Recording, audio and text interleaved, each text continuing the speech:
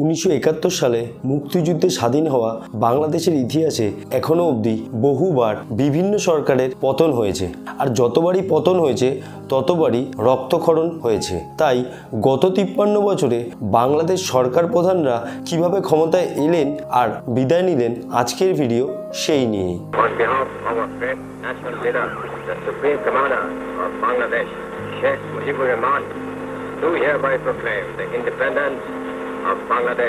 বাংলাদেশের মুক্তিযুদ্ধের সময় পাকিস্তানের কারাগারে বন্দী ছিলেন মুক্তিযুদ্ধের অন্যতম নেতা শেখ মুজিবুর রহমান। কিন্তু মুক্তিযুদ্ধ চলাকালীন নির্বাচিত বাংলাদেশ সরকারের সিদ্ধান্ত অনুযায়ী তিনি হয়ে যান বাংলাদেশের রাষ্ট্রপতি।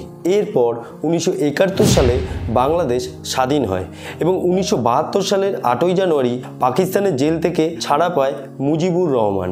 এরপর তিনি সেখান থেকে লন্ডন ও দিল্লি হয়ে যখন 10ই জানুয়ারি বাংলাদেশে ফিরে আসে, তখন তিনি স্বাধীন বাংলাদেশের অস্থায়ী রাষ্ট্রপতির পদ গ্রহণ করে। কিন্তু এর 2 দিন পর মানে 12ই জানুয়ারি তিনি রাষ্ট্রপতির পদ থেকে পদত্যাগ করে, কারণ 11ই জানুয়ারি তাজউদ্দিন আহমেদের সভাপতিত্বে মন্ত্রিসভার বৈঠকে সংসদীয় গণতন্ত্র প্রতিষ্ঠিত হয় এবং 12ই জানুয়ারি রাষ্ট্রপতির শপথ নেন বিচারপতি আবু সাইদ চৌধুরী এবং প্রধানমন্ত্রীর শপথ গ্রহণ করেন জাতির পিতা এবং বাংলাদেশের প্রতিষ্ঠাতা বঙ্গবন্ধু শেখ মুজিবুর রহমান। 1973 সালের ডিসেম্বর মাসে আবু সাইদ পদত্যাগ করলে মোহাম্মদ মোহাম্মদুল্লাহ 1974 সাল থেকে বাংলাদেশের রাষ্ট্রপতি শাসনের ভার হাতে নেয়। এরপর 1975 সালের জানুয়ারিতে Bangladesh communist party, national Awami party ও বাংলাদেশ জাতীয় লীগ মিলে একটি ফ্রন্ট গঠিত করে, যার নাম রাখা হয় বাকশাল। এই বাকশাল গঠনের পরে মোহাম্মদুল্লাহকে রাষ্ট্রপতি পদ থেকে অপসারণ করা হয় এবং পরবর্তী 5 বছরের জন্য রাষ্ট্রপতি শাসনভার গ্রহণ করেন শেখ মুজিবুর রহমান। এর কয়েক মাস পর মানে 1975 সালের 15ই আগস্ট শেখ মুজিবুর রহমানকে সপরিবারে তার ধানমন্ডির 32 নম্বর বাড়িতে কিছু সেনা কর্মকর্তা হত্যা করে। এরপর এই একই দিনে মানে বঙ্গবন্ধুর হত্যার দিনে খন্দকার মোস্তাক আহমেদ, যিনি বাকশাল কার্যনির্বাহী সদস্য ছিলেন, তিনি নিজেকে রাষ্ট্রপতি হিসাবে ঘোষণা করেন এবং ক্ষমতায় এসেই তিনি দেশের 3 সেনাপ্রধানকে সরিয়ে দেয় এবং মেজর জেনারেল জিয়াউর রহমানকে সেনাপ্রধান করা হয়।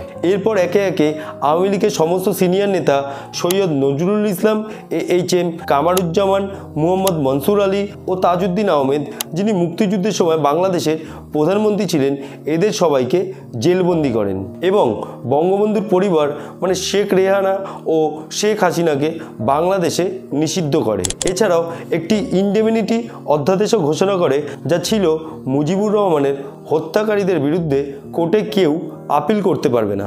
যাই হোক, এরপর তিনি জাতির স্লোগান বাংলাদেশ জিন্দাবাদ থেকে পাল্টে জয় বাংলা রাখে। এই মোস্তাক আহমেদ তার সময়কালে প্রধানমন্ত্রীর পদটি বিলুপ্ত করেছিল, ফলে তার সরকারে 12 জন মন্ত্রী ও 11 জন প্রতিমন্ত্রী থাকলেও কোনো প্রধানমন্ত্রী ছিল না। এরপর 3রা নভেম্বর, যা বাংলাদেশের ইতিহাসে জেল হত্যা দিবস নামে পরিচিত, ওই দিন খন্দকার মোস্তাক আহমেদের নির্দেশে একদল সেনা কর্মকর্তা ঢাকার কেন্দ্রীয় কারাগারে ঢুকে ওই 4 জেলবন্দিকে হত্যা করে এবং এই হত্যার সাথে সাথে রাষ্ট্রপতির বিদায়বেলার ঘণ্টাও বেজে যায়।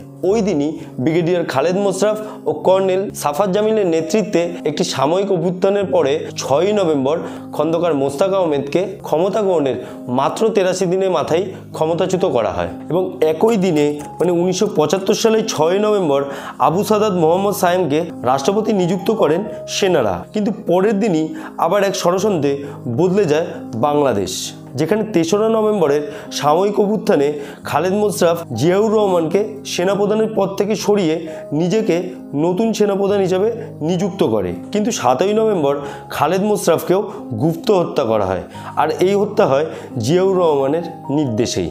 এই খালেদ মোশাররফের মৃত্যুর পর আবার সেনার প্রধান হন জিয়াউর রহমান। তবে বিচারপতি মোহাম্মদ সাইম 1977 সালের 21শে এপ্রিল অবধি রাষ্ট্রপতি পদে বহাল ছিল, যদিও তিনি একজন ডামি প্রেসিডেন্ট ছিলেন। অ্যাকচুয়াল পাওয়ার তো জিয়াউর রহমানের হাতেই ছিল। জিয়াউর রহমান এই সময় আইনের প্রধান সাময়িক প্রশাসক হয়। ধীরে ধীরে রাজনীতির কেন্দ্রবিন্দুতে আসা জিয়া 1977 সালের 21শে এপ্রিল সায়েমকে সরিয়ে রাষ্ট্রপতি চেয়ারে বসে এবং 1 বছর পর রাষ্ট্রপতি নির্বাচনের আয়োজনও করে এই জিয়াউর রহমান। এরপর 1978 সালে জাতীয় যে নির্বাচন হয় বাংলাদেশে, সেখানে বিপুলভাবে সংখ্যাগরিষ্ঠতা পায় জিয়াউর রহমান এবং পরের 5 বছরের জন্য রাষ্ট্রপতি নিযুক্ত হয়। কিন্তু এই জাতীয় নির্বাচনের অখণ্ডতা নিয়ে প্রশ্ন তোলে বিরোধী রাজনৈতিক দলগুলি। এরপর 1978 সালের সেপ্টেম্বর মাসে জিয়াউর রহমান তার নিজস্ব এক রাজনৈতিক দল প্রতিষ্ঠা করে, যা বিএনপি বা বাংলাদেশের জাতীয়তাবাদী দল নামে পরিচিত। আর 1981 সালে এই জিয়াউর রহমানের নির্দেশেই বাংলাদেশে ফেরত আসতে পারে শেখ মুজিবের কন্যা শেখ হাসিনা। এই ক্ষমতার দম্ভে থাকা জিয়াউরের নির্মম আচরণে অতিষ্ঠ হয়ে পড়ে সাধারণ সেনা থেকে শুরু করে আওয়ামী লীগের সমর্থক, সংখ্যালঘু, এমনকি মুক্তিযোদ্ধারাও, যার ফলস্বরূপ 1981 সালের 29শে মে চট্টগ্রাম সার্কিট হাউসে একদল সেনা কর্মকর্তার হাতে জিয়াউর রহমানকে হত্যা হতে হয়। জিয়াউর রহমানের মৃত্যুর পর উপরাষ্ট্রপতি বিচারপতি আব্দুল সত্তার রাষ্ট্রপতির শপথ নেন। এর প্রায় 1 বছর পর মানে 1982 সালের 24শে মার্চ সেনাবাহিনী প্রধান হুসেইন মোহাম্মদ এরশাদ একটি অভ্যুত্থানের মাধ্যমে আব্দুল সত্তারকে পদচ্যুত করে এবং রাষ্ট্রপতি বানায় আহসান উদ্দিন চৌধুরীকে। এই মোহাম্মদ এরশাদ তার আগের পূর্বসূরি জিয়াউর রহমানের মতনই সেনার রাশ নিজের হাতে রাখে, যার ফলস্বরূপ রাষ্ট্রপতি হবার মাত্র 2 বছরের মাথাতেই চৌধুরীকে ছড়িয়ে নিজেকে 1983 সালের 11 ডিসেম্বর রাষ্ট্রপতি বলে দাবি করে এরশাদ। তার সময়কালে তিনি জাতীয় পার্টি নামে একটি দল গঠনও করে। এরপর 1986 সালে রাষ্ট্রপতি নির্বাচনে এরশাদের দল জাপা 300 আসনের মধ্যে 153টি আসন জয়লাভ করে, যার ফলে এরশাদ আবার রাষ্ট্রপতি নির্বাচিত হয়। কিন্তু তার সময় তিনি শেখ হাসিনার আওয়ামী লীগ ও খালেদা জিয়ার বিএনপি উভয় দলের সামনেই গণবিক্ষোভের মুখোমুখি হয়। আর এই গণবিক্ষোভের ফলে ক্ষমতা থেকে বিদায় নিতে হয় এরশাদকে। এরপর এরশাদের একনায়কতন্ত্র শেষ হলে সকল বিরোধী ঐক্যজোটের ভিত্তিতে তৎকালীন বিচারপতি শাহাবুদ্দিন আহমেদ 1990 সালের 9 ডিসেম্বর বাংলাদেশের রাষ্ট্রপতি শপথ গ্রহণ করে। এ সময় তার দায়িত্ব ছিল শুধু আগামী 3 মাসের মধ্যে একটি সুষ্ঠু নির্বাচন আয়োজন করা। সেই কথা মতো 1991 সালের 27শে ফেব্রুয়ারি বাংলাদেশের 5ম জাতীয় নির্বাচন অনুষ্ঠিত হয় এবং এই নির্বাচনে বাংলাদেশ জাতীয়তাবাদী দল মানে বিএনপি 140টি আসন পেয়ে জয়লাভ করে এবং জামাতুল ইসলামীর সমর্থনে জিয়াউর রহমানের স্ত্রী তথা বিএনপির প্রধান খালেদা জিয়া হয়ে যান বাংলাদেশের প্রথম মহিলা প্রধানমন্ত্রী এবং এর সাথে সাথে বাংলাদেশে আবারও গণতান্ত্রিক সংসদীয় ব্যবস্থা ফেরত আসে। একই বছর অক্টোবরে শাহাবুদ্দিন আহমেদ রাষ্ট্রপতির পদ থেকে পদত্যাগ করলে রাষ্ট্রপতি হন আব্দুর রহমান বিশ্বাস। এই খালেদা জিয়ার সময়কালে বিরোধী দল আওয়ামী লীগ সহ বাকি দলগুলি এক তত্ত্বাবধায়ক সরকারের দাবিতে এক ব্যাপক আন্দোলন করে। এই আন্দোলনের মধ্যেই 1996 সালের 15 ফেব্রুয়ারি বাংলাদেশে 6ষ্ঠ জাতীয় নির্বাচন অনুষ্ঠিত হয়। এই নির্বাচনও প্রধান বিরোধী দল আওয়ামী লীগ বয়কট করে, যার ফলে বিএনপি বিনা প্রতিদ্বন্দ্বিতায় জিতে আবার সরকার গঠন করে। কিন্তু এই নির্বাচনকে কেন্দ্র করে দেশে যে রাজনৈতিক বিরোধ ঘটেছিল তা অনেক জটিল হয়ে পড়ে, যার ফলে ক্ষমতায় আসার মাত্র 12 দিনের মাথায় খালেদা জিয়াকে পদত্যাগ করতে হয় এবং এক তত্ত্বাবধায়ক সরকার ক্ষমতা গ্রহণ করে, যার প্রধান বানানো হয় সাবেক বিচারপতি হাবিবুর রহমানকে। এরপর হাবিবুর রহমানের তত্ত্বাবধায়ক সরকারের অধীনে 12 জুন 1996 সালে অনুষ্ঠিত নির্বাচনে জয়ী হয় আওয়ামী লীগ, কিন্তু নিরঙ্কুশ সংখ্যাগরিষ্ঠতা না পাওয়ায় তাদের সমর্থন দেয় জাতীয় পার্টি।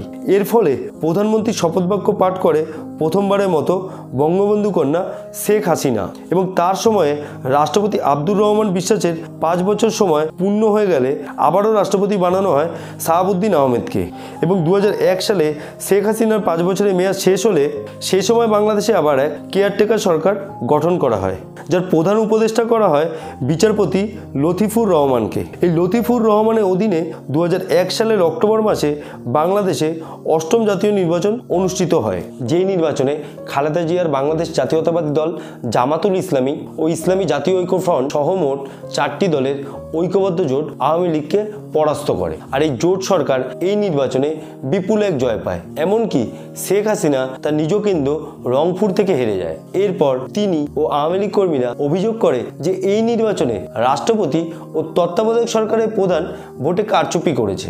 যাই হোক, এরপরে খালেদা জিয়া দ্বিতীয়বারের মতো প্রধানমন্ত্রীর শপথ গ্রহণ করে এবং খালেদা জিয়ার এই মেয়াদে মোট 3 বার বাংলাদেশের রাষ্ট্রপতি পরিবর্তন করা হয়। প্রথমে রাষ্ট্রপতি হন বদরুদ্দোজা চৌধুরী এবং এরপরে মাত্র 77 দিনের জন্য জামিরুদ্দিন সরকার এবং তারপরে ইয়াজউদ্দিন আহমেদ হন রাষ্ট্রপতি। কিন্তু খালেদা জিয়ার এই সময়কালে যেভাবে দেশে সাম্প্রদায়িক দাঙ্গা থেকে শুরু করে সংখ্যালঘুর উপরে আক্রমণ, এমনকি এই সময় শেখ হাসিনাকে হত্যার ছকও করা হয়, যেখানে শেখ হাসিনা কোনো ক্রমে বেঁচে যায়। এমনকি জামাতুল মুজাহিদ্দিন নামে এক জঙ্গি সংগঠন একের পর এক বিস্ফোরণ ঘটাতে থাকে দেশে। আর এই কারণেই এক তীব্র আন্দোলনের মুখে পড়ে খালেদা জিয়ার এই সরকার। 5 বছরের মেয়াদ কোনো ক্রমে শেষ করে। আর এরপরই খালেদা জিয়ার পদত্যাগের পর দেশের কেয়ারটেকার সরকারের শাসনভার তুলে নেয় তৎকালীন রাষ্ট্রপতি ইয়াজউদ্দিন আহমেদ। সেই সময় দেশে জাতীয় নির্বাচন ঘিরে সমস্ত রাজনৈতিক দলগুলির মধ্যে তুমুল বিরোধ বাঁধলে সারা দেশে এক জরুরি অবস্থা ঘোষণা করা হয় 2007 সালে। সে সময় কেয়ারটেকার সরকারের প্রধান ফজলুল হককে করা হলে আওয়ামী লীগের প্রবল বিরোধিতার সামনে মাত্র একদিনেই তাকে পদচ্যুত হতে হয় এবং সেনার সমর্থনে সরকার প্রধান হিসাবে দায়িত্ব নেন অর্থনীতিবিদ ফখরুদ্দিন আহমেদ। আর এই ফখরুদ্দিন আহমেদ ক্ষমতায় এসেই প্রধান দুই দল মানে আওয়ামী লীগ ও বাংলাদেশ জাতীয়তাবাদী দলের প্রধান মানে শেখ হাসিনা ও খালেদা জিয়াকে দেশের রাজনীতি থেকে দূরে পাঠাতে চায়, যার ফলস্বরূপ 2007 সালের জুলাই মাসে শেখ হাসিনা এবং সেপ্টেম্বর মাসে খালেদা জিয়াকে গ্রেফতার করা হয়, যার ফলে দুই দলের কর্মী সমর্থক ব্যাপক আন্দোলন শুরু করে। বাধ্য হয়ে সরকার সে সময় দুই নেত্রীকেই মুক্ত করে দেয়। আর সে সময় সেনা সমর্থিত সরকারের ওপরে যেন কোনোভাবেই খুশি ছিল না দেশ। তাই 2008-এর ডিসেম্বরে আবার জাতীয় নির্বাচন অনুষ্ঠিত হয়। আর এই জাতীয় নির্বাচনে আওয়ামী লীগ 345টি আসনের মধ্যে 266টি আসন পায় এবং দ্বিতীয়বারের মতো প্রধানমন্ত্রী পদে শপথ গ্রহণ করে শেখ হাসিনা।